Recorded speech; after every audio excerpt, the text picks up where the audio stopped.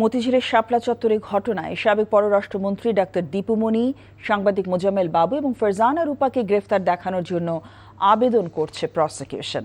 আগামী 14 মে তাদেরকে ট্রাইব্যুনালে হাজির করার নির্দেশ দিয়েছে ট্রাইব্যুনাল। এই ঘটনায় 3 জনকে জিজ্ঞাসাবাদ করা হবে বলেও জানান চিফ প্রসিকিউটর আমিনুল ইসলাম। তিনি বলেন, হেফাজতে ঘটনায় তাদের সম্পৃক্ততা রয়েছে।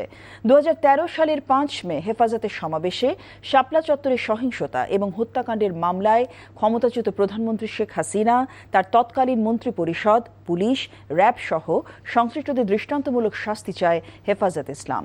বৃহস্পতিবার শাপলা চত্বরের সহিংসতা এবং হত্যাকাণ্ডের মামলায় তদন্তের অগ্রগতি জানতে আন্তর্জাতিক অপরাধ ট্রাইব্যুনালে এসে এসব কথা বলেন দলের নেতৃবৃন্দ। তারা বলেন, আগামী 7 জুন মামলার চূড়ান্ত প্রতিবেদন জমা দেওয়া হবে বলে প্রসিকিউশনের পক্ষ থেকে জানানো হয়েছে। এজন্য প্রসিকিউশনের প্রতি কৃতজ্ঞতা প্রকাশ করেন তারা। হেফাজত কর্মীরা বলেন, তারা এখন চূড়ান্ত রায়ের অপেক্ষায় রয়েছেন এবং ঘটনার সুষ্ঠু বিচার প্রত্যাশা করছেন।